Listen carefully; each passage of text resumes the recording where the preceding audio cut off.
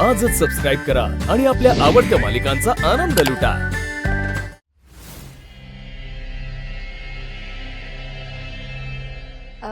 आईसाहेब मला वेदाला झोपवायचंय, मी आलेच हा। हो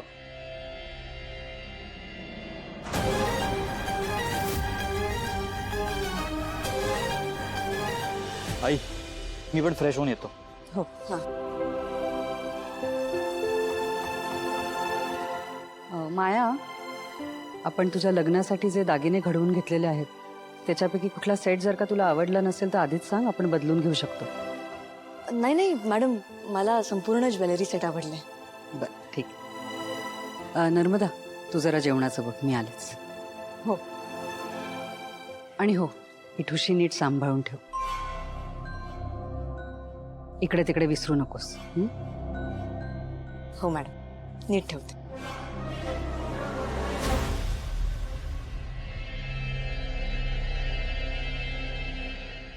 Ajit, plan is on right? Plan is on. Mama, तू करशील ना सगळं? तू काही काळजीच करू नकोस, आता बघत राहा।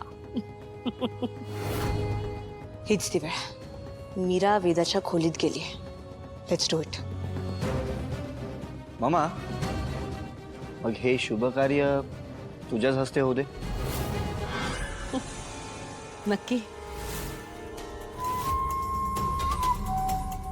आता हा हार मी मीराच्या खोलीत लपवून येते। आणि मग उद्या सकाळी हा हार सापडला नाही की ब्लेम मीरावर जाणार, आणि मग तो गावरान गोडवा सकाळी घराच्या बाहेर।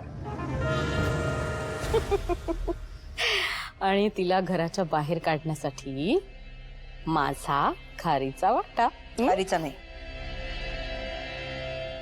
सिंहाचा। मग तर तो मी उचलीनच।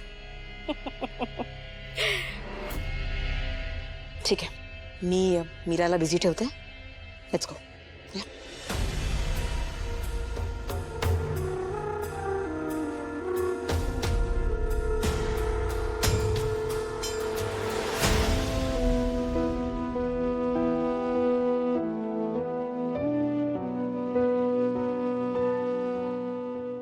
मीरा,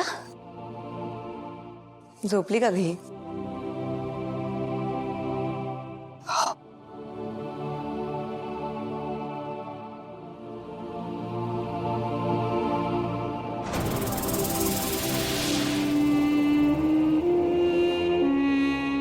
मीरा, जरा बोलायचं होतं ग।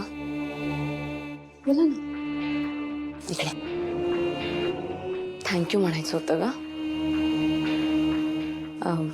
जेव्हापासून तू या घरात आलीस त्या दिवशीपासून माझी वेदा परत पहिल्यासारखी वागायला लागली। Thank you so much. काही पण काय ताई, अहो माझ्यापेक्षा ना तुमच्यासोबतच जास्त रमते ती। नाही हो, खरं आहे, पण तू आल्यापासून ना माझी चिंताच मिटली आहे। म्हणजे कधी कधी मला टेन्शन येतं की तू नसशील तर वेदाला कसं सांभाळायचं। अहो माया ताई, कसं आहे ना, तुम्ही आजूबाजूला असलात ना तरी सुद्धा वेदाला छान वाटतं। तुमचं किती प्रेम आहे वेदावर। नाही ते आहेच।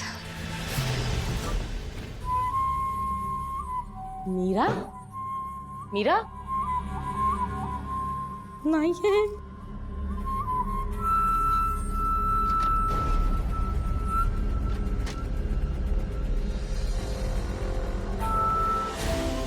वाह, हे झालं सोन्याहून पिवळं। चला।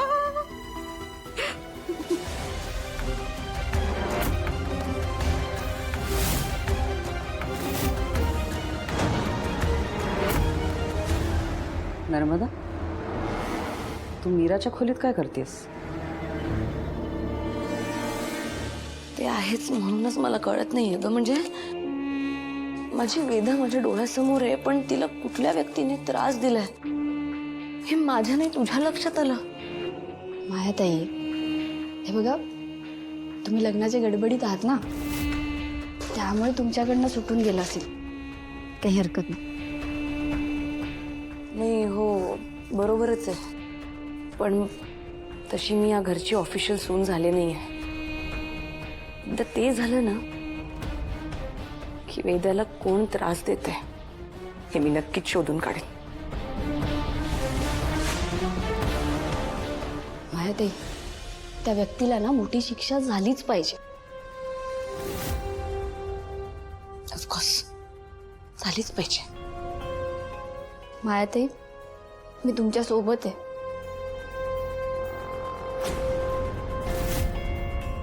इतक्याशा लेकराला त्रास द्यायला काहीच कसं वाटलं नसेल त्या माणसाला. मला तर इतका राग येतो ना त्या माणसाचा. समोर आला ना तर मी त्याला सोडणार नाही.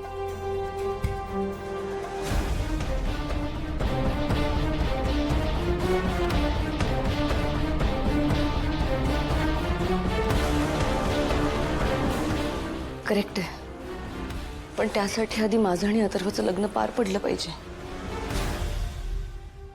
मायाताई, तुम्ही या लग्नासाठी किती त्याग केलाय ना हे मला माहिती आहे. तुम्ही अजिबात काळजी करू नका. लग्न नीटच पार पडेल आणि त्यात कोणतंच विघ्न येणार नाही. मीरा, तू म्हणतेस अगदी सगळं तसंच होत आहे.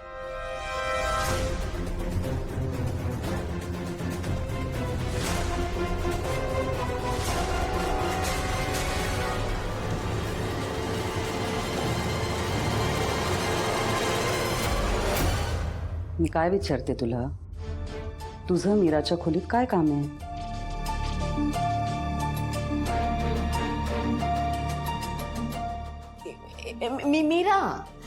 मीराला बघायला आले होते, ती आहे का इथे? का? कारण वेदाची काळजी वाटली ना मला. वेदाला तिने झोपवलंय की नाही हे विचारायला आले होते. नाही, तुझं वेदावरती खूप प्रेम आहे याची कल्पना आहे मला, पण वेदा झोपली का नाही हे बघण्यासाठी तू वेदाच्या खोलीत जायला पाहिजेस ना. इथे काय करतेस?